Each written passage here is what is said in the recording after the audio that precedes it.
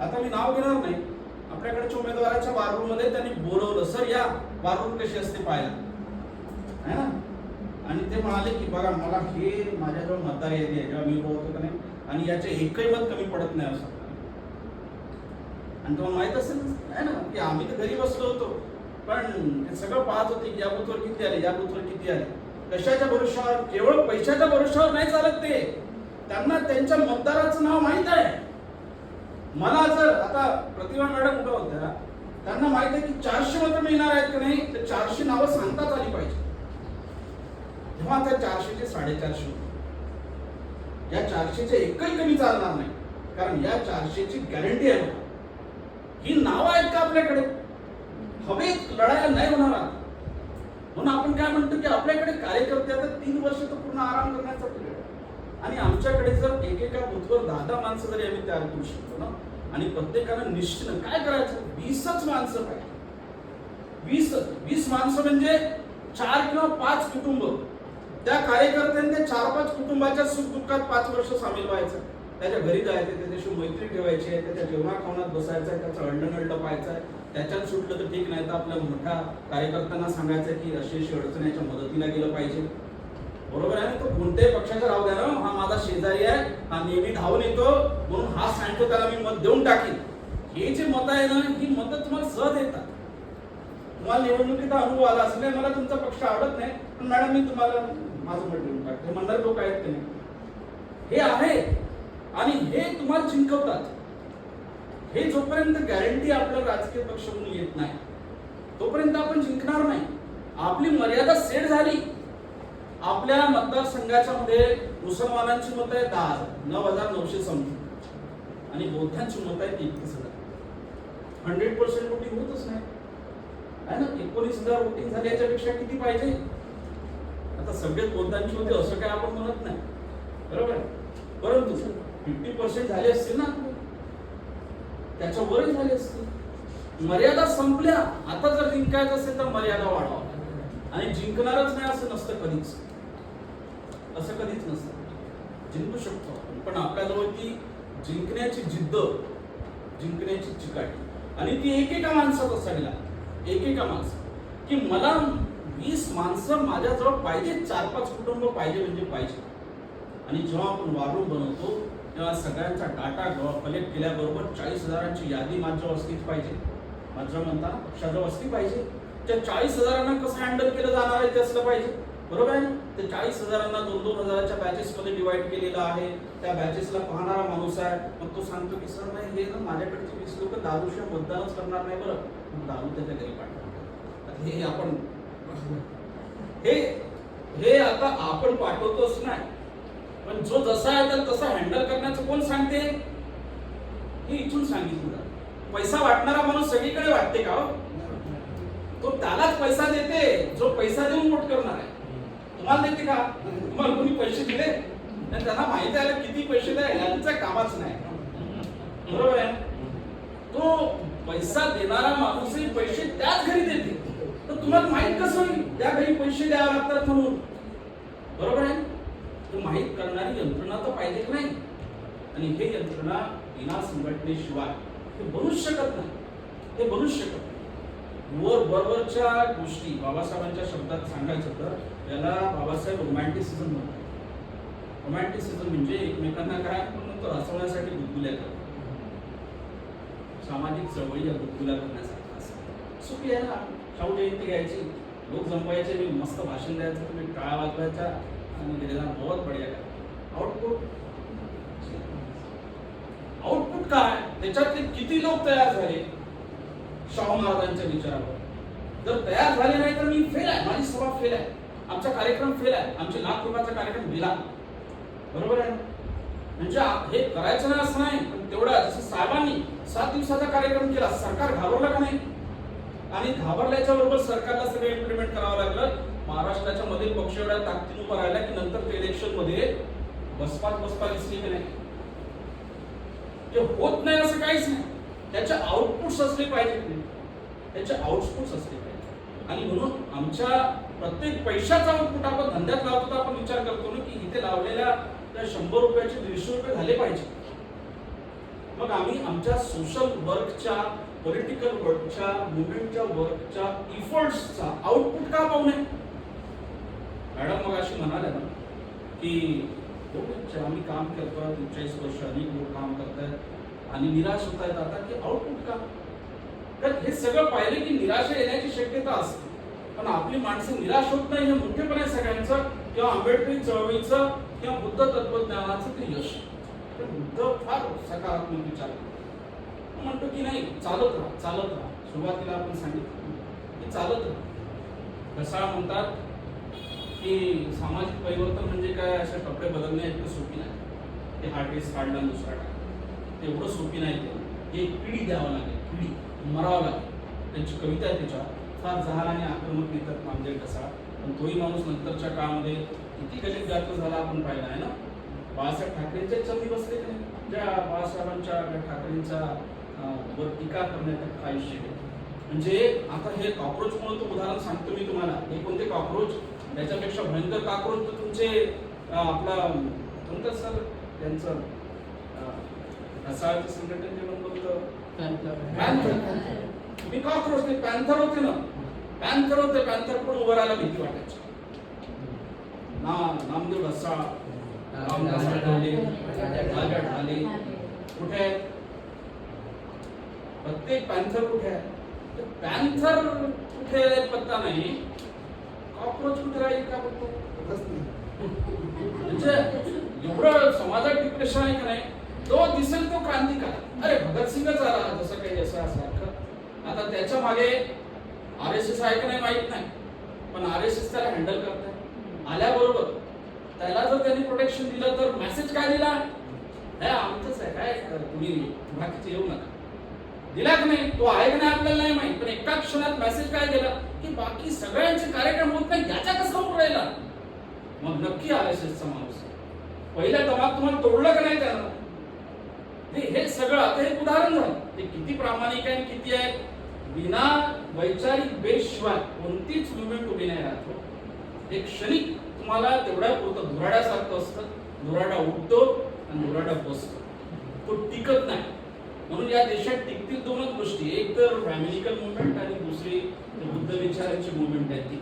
म्हणजे दोघांचाच संघर्ष आहे. तर राजू परुळेकरचं RSS वर एक चिंतन आहे, तर तोही ब्राह्मण, पण किती स्वीकारावं मान्य नाही, पण तो म्हणतो की सगळं त्यानं फार चांगलं आहे, तुम्ही कधीतरी नेटवर ते ऐका. म्हणजे मुसलमान यांची शत्रूच नाही, ख्रिश्चन अजिबात नाही, यांची शत्रू बौद्ध आहे. यांची शत्रूच बौद्ध आहे. कारण सगळ्याला देव चालते, सगळ्यांना मंदिर चालते, यांना नाही चालत. आणि मंदिराच्या भरोशावर यांचं सगळं राजकारण आहे म्हणजे, बरोबर आहे. आणि हे जर वाढले की नाही तर इकडचं सगळं कल्चरच ढासळतं, आणि कल्चर ढासळलं की इथे काहीच टिकणार नाही. म्हणून यांचा संघर्षच कोणाकडे, हे बोट इकडे दाखवतात आणि आक्रमण इकडे करतात. हे त्या परुळेकरची मांडणी उत्तम माहिती देते, RSSची चिरफाड केली. पण आपला कोणताच ब्राह्मणावर विश्वास काय असू शकत नाही, तोही ब्राह्मण. बाबासाहेब म्हणतात की ब्राह्मण is Brahmin is Brahmin is Brahmin. He can never be socialist आणि he can never be secular. म्हणजे या याच्यापर्यंत बाबासाहेब आले बरं. ज्यांच्या सगळ्या चळवळीमध्ये अनेक ब्राह्मणांनी मदत केली, पण बाबासाहेब निष्कर्षापर्यंत काय येतात की ब्राह्मण हा ब्राह्मणच असतो, तो कधीच सेक्युलर नसतो, म्हणजे धर्मनिरपेक्ष नसतो, आणि तो कधीच समाजवादी नसतो. ही मांडणी सुद्धा बाबासाहेबच करतात, कारण त्यांना तो अनुभव येतो का नाही, हे कधीच सोडत नाही बेटे. जेव्हा गरज पडेल हे आपल्याच घोडक्यात जाऊन जमा होतात. म्हणून नांगे पाटील पटकन आपल्याला ओळखायला येतो, तशी संधी मिळते का नाही की एकही जमा होतो. हे खरं म्हणजे मराठा समाजाची अवस्था वाईट करून ठेवली. पाटलांनी मराठा समाजाच्या पाठीशी उभं राहायला पाहिजे. ज्याच्या आडनावातला पाटील गेला नाही आपण तिथं समजायला पाहिजे गडबड आहे म्हणून. विश्वास नांगरे लिहा काय गडबड आहे, काय गडबड आहे. संविधान सगळी पाटील की फेकून द्यायला लावली आहे की नाही. लिहिलं ना की हे सगळे जेवढ्या तुमच्या नावापुढे लागलेली शीर्षक आहे ती आता मान्य नाही. कोणाला सर भेटला असेल ना कोणाला पाटील भेटला असेल, पण जो लिहितो का नाही आजही तो संविधानवादी असू शकत नाही. कारण त्याच्यातला जाती अहंकार काय आहे, त्याच्या नावातला पाटील हा त्याची जात दाखवतो. जातीचं मोठेपण मिळवण्यासाठी पाटील मिळवतो का नाही, ही गडबड आहेच. आणि म्हणून एक एक माणूस असा आपल्या लक्षात यायला लागला जशी संधी मिळेल प्रत्येक माणूस आपल्या पुढे येईल. ते काही असलं तर या सगळ्यांच्या सोबत संघर्ष करण्यासाठी जी संघर्षाची चळवळ सातत्यानं चालली आहे त्या संघर्षाच्या चळवळीचा आपण अविभाज्य भाग आहोत. आणि म्हणून आपण एवढं विश्वासानं काम केलं पाहिजे की माझी जबाबदारी फार नाही, मला 20च लोक तयार करून ठेवायचे, म्हणजे 4-5 कुटुंब मला कॉन्सन्ट्रेट करता आली पाहिजे. बरोबर आहे की 4-5 कुटुंबांच्यावर माझा प्रभाव असला पाहिजे, माझा संपर्क असला पाहिजे. नाही तुम्ही माझ्या घराच्या बाहेरच निघत नसेल, माझा संपर्कच नसेल, मग निवडणुकीच्या वेळेस मी हात जोडल्याने तुम्हाला मत कसं टाकेल? माझ्या सांगल्याने किमान 5 कुटुंबांनी तो मत टाका. हे जर होत नसेल तर तो पक्षाचा किंवा संघटनेचा कार्यकर्ता कसा असू शकतो? म्हणून मैत्री वाढली आणि आपल्या समोरचं आपण पहिलं टार्गेट आपण ठेवतो की किमान आपण पहिल्या टप्प्यात 500 कार्यकर्त्यांची फळी तर निर्माण केली पाहिजे. की आपल्याकडे कार्यकर्त्यांची फळी नसेल ना तर मग एकाच माणसावर वजन वाढते 1000 काढण्याचं. मग तो नुसता असा किंवा आमचा माणूस उभा आमचा पक्ष उभा मतदान करा असं सांगत गेल्याने मतदान होत नाही. आता तुमचं ग्रॅज्युएट मतदारसंघाचं इलेक्शन सर मध्ये सिलेक्शन काही गोष्टींना प्रत्यक्ष उत्तरदेश माहीतच नाही पडत कशा होतात. अनेक दिवस आपण इलेक्शन्स पासून दूर राहील, त्याच्यामुळे आम्हाला बोलायला मस्त मजा वाटायची. इलेक्शन असंच असतं पण प्रत्यक्ष लढणार माहीत असते की इलेक्शन कसं असतं, कारण ते लढाई आहे, ते युद्ध आहे. तुमच्या सोबतचा माणूस काय करतोय तुम्हाला माहित नसेल, माहित नसतं. ही गंमत तिथंच माहित होते आपल्याला. आणि ते केल्यावरही सरांच्या शब्दात डोक्यावर बर्फ ठेवता येत नसेल म्हणजे कोणतंच काम करू नका. तुम्हाला माहित आहे की शेजारचा माणूस गडबड करत आहे पण तुम्ही त्याला बोलू शकत नाही. ही तर त्याची मोठी गंमत असते इलेक्शनच्या काळात. पण ओळखता आलं पाहिजे, वापरता आलं पाहिजे. हे जे तंत्र आहे ना हे सगळं शिकून आपल्याला पुढे जावं. आणि यासाठी संघटन बांधले, कार्यकर्त्यांच्या बांधले आपल्याला जोर द्यावाच लागणार, संघटन उभं करावंच लागणार. आपल्याजवळ ती संघटनेची फळी असलीच पाहिजे. किमान हे जे आपण म्हणालो की किमान पहिल्या टप्प्यात 500 लोकांची फळी जे ऑन पेपर आहे, आवाज दिला का आली पाहिजे. मला आश्चर्याचं वाटतं की आपल्याकडे पद आपण फोन करून विचारले की तुम्ही महासचिव जबाबदारी घेणार हो, एक काय मिटिंगला नाही. ठीक आहे, आज तुम्हाला अडचण असेल, उद्या अडचण नाही, परवा येईल, असं कसं होईल? बरं तुम्ही फोनवर संपर्कात असू शकता. पद सगळ्यांना हवी आहे पण त्या पदामागची जबाबदारी जी तळमळ आहे का नाही ती तळमळ निर्माण झाल्याशिवाय ग्रॅज्युएट मतदारसंघाचं तसंच ते मतदार आपण खूप नोंदवले पण तो मतदार जर तुम्ही वोटिंग बूथपर्यंत नेला नाही का नाही तो वोटिंगला जातच नाही. सगळ्यात जास्त आळशी मतदार जर कोणी असेल तर तो शिकलेला मतदार. शिकलेला ऑर्डर्स फॅक्टरी एरिया वोटिंग कमी होते कारण शिकलेले कुठे भरलेले आहे. बरोबर, तुमच्या मुंबईच्या कॉलनीजमध्ये वोटिंग कमी होते. सगळ्यात जास्त वोटिंग चंडीगड असते झोपडपट्ट्यांमध्ये, कारण समस्या सुटल्या नाही त्या माणसांच्या. ते वोटिंग करायला बाहेर निघतात, कोणी तर काहीतरी करेल हे त्यांची जिद्द असते. आपण त्यांना नेहमी पैसे आरोप लावतो की पैसे घेऊन करतात. पैसे घेत असतील नसतील आपल्याला माहित नाही पण त्यांना ही आशा असते की हा निवडून येईल ना, हा काही तर करेल, माझ्याकडचं निदान नागरिक सुविधा तर बरोबर करून देईल या आशेमध्ये तो असतो विचार, कारण त्याच्या समस्या सांगतात. म्हणून आपली जबाबदारी काय, ज्याच्यामध्ये जिंकण्याची उर्मी आहे का नाही त्याचं गणितच असलं पाहिजे ऑन पेपर. मला जर 1,00,000 मतं पाहिजे तर कुठून येणार आहे हे जर मला माहित नाही, मला रायपुरे सर हे 20 मतं देणार आहे तर माझ्या नावाची 20च लावली पाहिजे, 21 बसून आहे आणि मी 19 करू.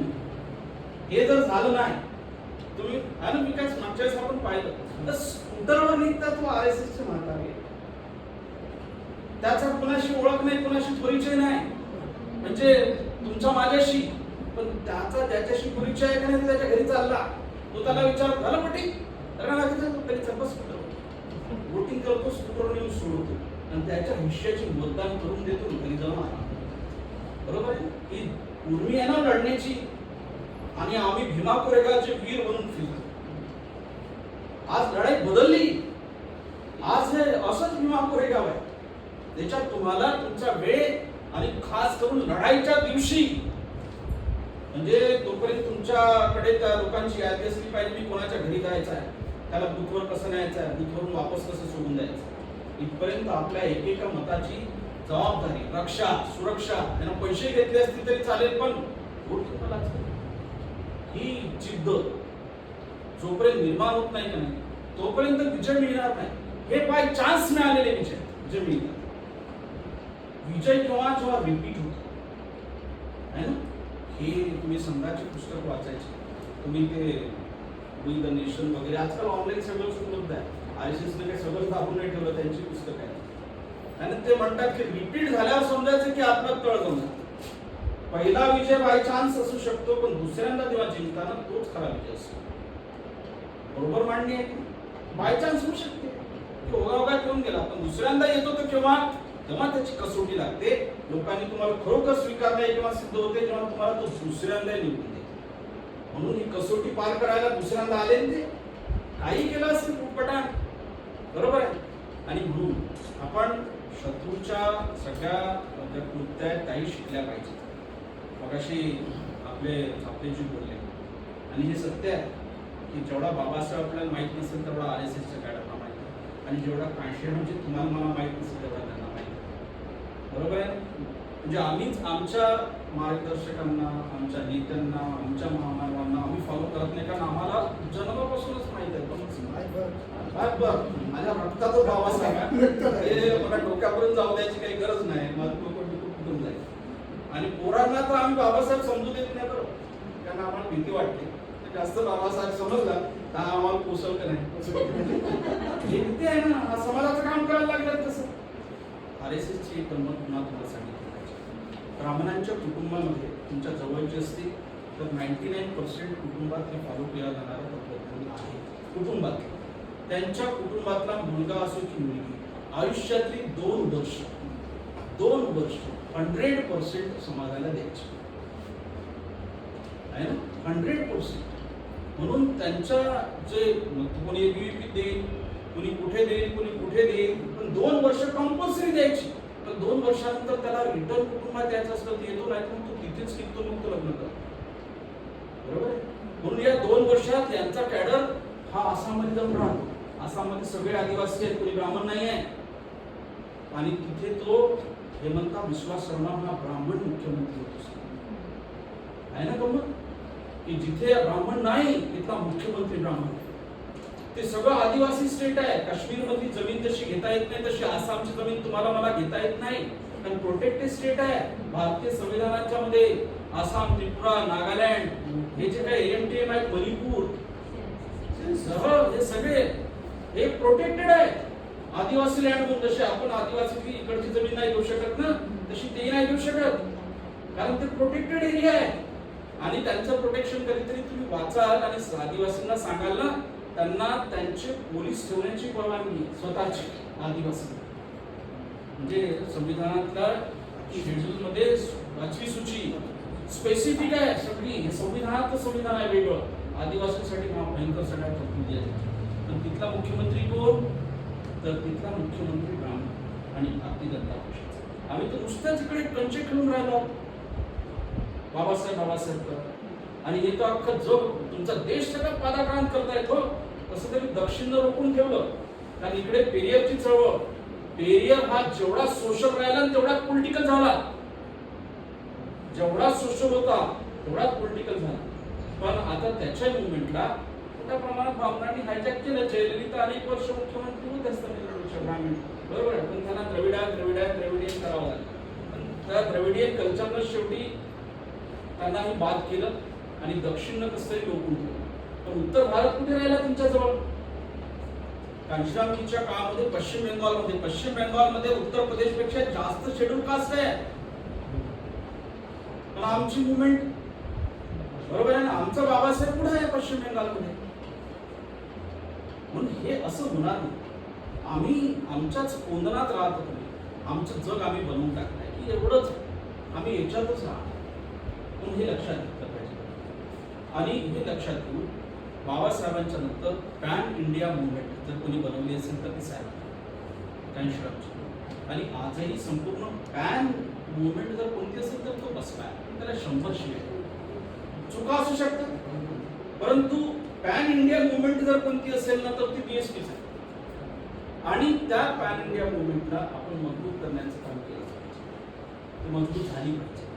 ठीक आहे, उतार चढाव येत राहू शकतो, परंतु आपण आपापल्या भागांच्या मध्ये मजबूतीनं नियंत्रण साधली तर नाही, पक्ष कसं नाही वाढत आणि कसं नाही व्यवस्थित काम होत. एक तर अनुभव माझा आपल्या मतदारसंघाच्या बाबत ठीक आहे. इथे कधी बदमाशी झालेली आपण पाहिलेली नाही, बरोबर आहे. इथली सीट विकल्या गेली असं कधी झालेलं माझ्या पाणीत आलेलं नाही जेव्हापासून मी काम करतो.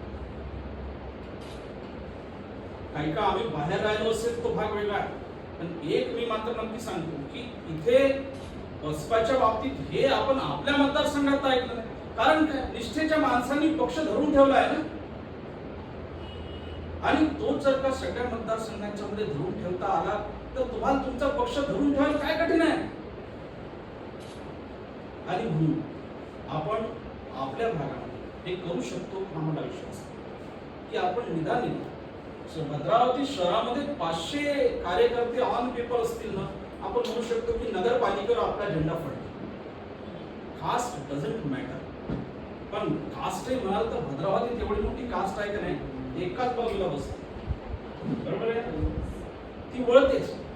म्हणून हे फार सुपीक अशी भूमी यशासाठी. एक यश जर मिळवलं ना तर त्या यशामुळे फार मोठा परिणाम होतो. तुमची माझी मुलं चळवळीकडे काय ते यासाठी येत नाही, बापाच्या अपयशी धंद्याला पोरगा चालवत नाही है ना.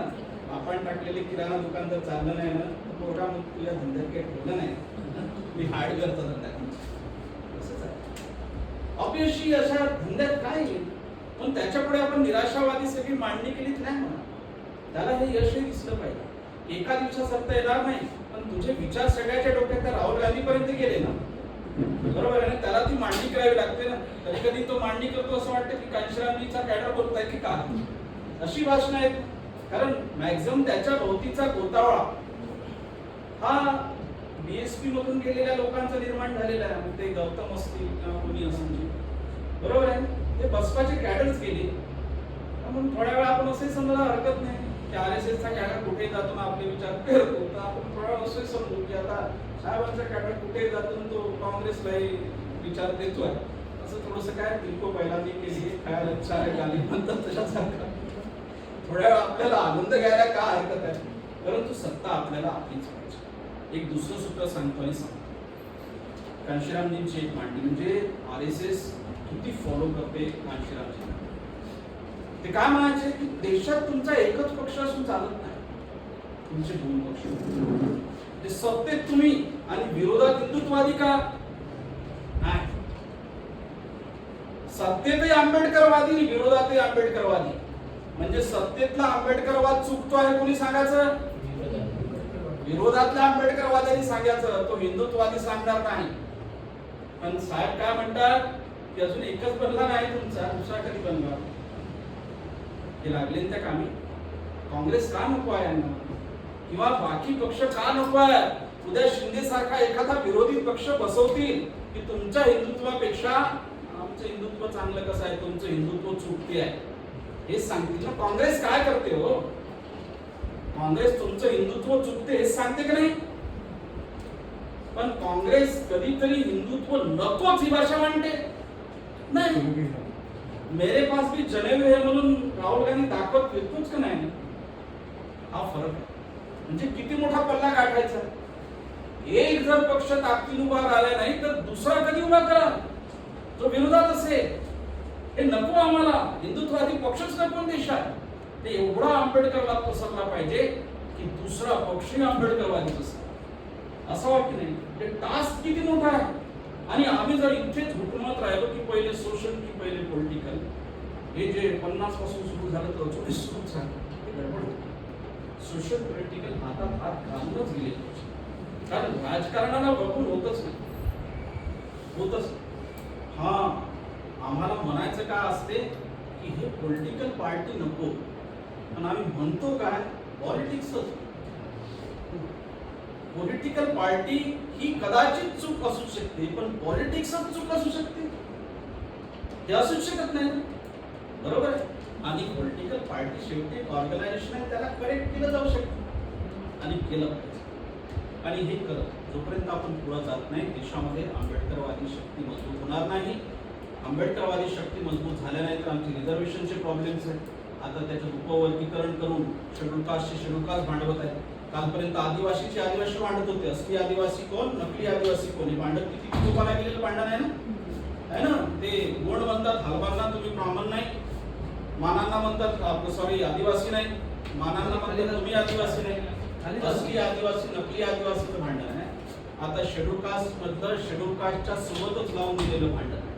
वेगवेगळ्या जाती आपसात भांडत बसा, आमची सत्ता मात्र हे जे थोडं नाही हे आपण लक्षात घ्या. आता तुम्हाला मला अडचणी कुठपर्यंत टाकावं त्यांनी, सत्ता नसली ती काय काय अडचणी येतात ते सांगतात. तुम्ही तुमच्या जनगणनेमध्ये बौद्ध लिहायचं की नाही लिहायचं याही डायलेमामध्ये कोणी टाकलं तुम्हाला, सत्तेनंच टाकलं ना, बरोबर आहे. म्हणजे हा माझा कॉन्फिडन्स राहिला का मी बौद्ध लिहिलं तरी काय होणार नाही, कारण सत्तेत बसलेली माणसं माझं काही निघून देणार नाही. बाबासाहेब म्हणाले माझ्या पोटाच्या खिशात ठेवल्या काय घाबरू नका, धर्म स्वीकार स्मरण होतं म्हणून काय त्यांनी रिझर्वेशन सोडून द्यायची भाषा केली होती का, कशी मिळवायची मला माहित आहे हेच तर म्हणायचे काय. बाबासाहेब अतिशय जहाल आहे. तुमच्या मराठवाडा विद्यापीठासाठी जेव्हा अनुदान मंजूर झालं, त्या अनुदान मंजूर झाल्यावर मदन मोहन मालवीयचा मुलगा, सर हे विधिमंडळाचं भाषण आहे बाबासाहेबांचं, रेकॉर्डेड आहे. म्हणजे आम्हाला बाबासाहेब फारच गंमत वाटतं. त्या मदन मोहन मालवीयच्या मुलाचं नाव आठवत नाही. मदन मोहन मालवीय याने ते हिंदू युनिव्हर्सिटी जी बनलेली आहे बनारस हिंदू विश्वविद्यालय याचा संस्थापक आहे तो. आणि मराठवाडा विद्यापीठाला म्हणजे जेव्हा ग्रँट मंजूर केली सरकारने, याने विरोध केला त्याच्या पुढे. बाबासाहेब उभे राहिले आणि ते म्हणाले की बघा तुम्ही बनारस हिंदू विश्वविद्यालय बनवलं, आम्ही काही बोललो नाही. तुम्हाला सरकारने ग्रँट दिली, आम्ही काही बोललो नाही. सरकारची ग्रँट काही तुमच्यासाठीच होती, पब्लिकसाठी आहे. पण तुमच्या कॉलेजमध्ये तुम्ही आमच्या मुलांना शिकू देत नाही, तुमचा प्राध्यापक खालचा नाही, तुमचा कर्मचारी आमचा नाही, आम्ही काय बोललो नाही. आमचं कॉलेज खालच्या जातींसाठी आणि आम्हाला आडवे जात प्रसंगी रक्ताचे पाठ वाहिले तरी हे रेकॉर्डेड भाषण, संसदेत अशी भाषा वापरता येत नाही. आमचे हक्क कसे शाबित ठेवायचे आम्हाला माहिती. आणि त्याच्यानंतर संसद गप्पगार झाली आणि बजेट मंजूर झालं. म्हणजे एवढे क्रांतिकारी झाल आहेत बाबासाहेब, त्याच्या पुढे आपले कोण, याच्यापेक्षा कोण झाल दिसते. प्रसंगी रक्ताचे पाठ वाहिले तरी हे भाषण तुमच्या रायटिंग अँड स्पीचेस मध्ये आलेले भाषण. म्हणजे आम्ही काही झालं, जीव गेला आणि जीव दिला तरी चालेल, पण आमचे हक्क अधिकार आम्ही सोडणार नाही, बरोबर आहे. म्हणजे हक्कांसाठी लढायचं, कोणतं टोक गाठायचं हे सुद्धा बाबासाहेब सांगून गेले आहेत. आणि त्या जिद्दीवर तर लोक आजपर्यंत शामित आहेत. पण सत्ता नसली एवढ्या गडबड, तेच बाबासाहेब सत्तेत आहेत ना कायम. जे आम्हाला सोशल ऑर्गनायझेशन सांगतायत, जे आम्हाला सामाजिक संघटन सांगतायत, जे आम्हाला सामाजिक परिवर्तन सांगतात, कायम सत्तेत. सुरुवातीपासून विधिमंडळात आमदार आहेत मुंबईच्या, तर अगदी त्यांच्या मृत्यूपर्यंत हे सुद्धा आपण राजकारणाशी असलेलं नातं आपण विसरू शकत. आणि समाजातल्या हा सुद्धा जो भीड आहे ती कमी करण्याचं काम आपल्याला करावं. की पॉलिटिक्स हे म्हणजे बाबासाहेबांचं एक परत भाषण आहे, ख्रिश्चन मिशनऱ्यांच्या पुढे त्यांनी केलं. ते म्हणाले की तुम्ही दवाखाने चालवता, तुम्ही शाळा चालवता, सगळं ठीक आहे, पण राजकारणाचं काय. अरे किमान राजकारणाचं चाक आपल्या मानेवरून जाणार नाही याची तर काळजी घ्या. किती सजग आहेत राजकारणाच्या प्रती. ठीक आहे तुम्ही नका करू राजकारण, पण तुमच्या मानेवरून चाक जाणार नाही हे तर काळजी घ्या, जीव तर घेणार नाही तुमचा. एवढं तर नियंत्रण ठेवा राजकारणावर. हे ख्रिश्चन मिशनऱ्यांना सांगतायत बाबासाहेब. हेही भाषण प्रकाशित आहे. आमच्या सोयीचाच आंबेडकर निवडतो आम्ही, आमच्या सोयीचा जो आम्हाला पटते तेवढाच. म्हणजे एवढं घट्ट नातं आहे. तुम्ही प्रत्यक्ष करा की नका करू, पण राजकारणावर नियंत्रण ठेवा, सत्तेवर नियंत्रण ठेवा. आणि पण सत्तेवर नियंत्रण ठेवण्यासाठी तुमच्या राजकीय पक्षांच्या पाठीशी ताकदीने उभं राहायला पाहिजे. आणि हा मेसेज समाजापर्यंत पोहोचवला पाहिजे. कुठपर्यंत पोहोचवायचा. मी म्हणूनच म्हणालो की एका कार्यकर्त्याला 20 जणांपर्यंत पोहोचवायचं आहे. अशा शिबिरांमध्ये आपण बसतो, दोन जरी आणत गेलो का नाही तरी आम्हाला 2-4 कुटुंब, एका कुटुंबातला एक आला तरी ते तयार होतं कुटुंब. ही प्रोसेस असेल ना, आणि त्या प्रक्रियेतून जाऊनच आम्ही येणाऱ्या काळामध्ये आमची सत्ता ताकदीनं निर्माण करू शकतो. हा विश्वास आपण ठेवला पाहिजे. आणि छत्रपती शाहू महाराजांच्या जयंतीच्या निमित्तानं आपण अश्विनी दिला. बाकी सगळ्या डिटेलिंगमध्ये न जाता आपण प्रॅक्टिकली काय केलं पाहिजे या सगळ्या बाबींची चर्चा करण्याचा आपण प्रयत्न केला. प्रत्येकाची व्यक्तिगत जबाबदारी काय असली पाहिजे याचा आपण विचार केला.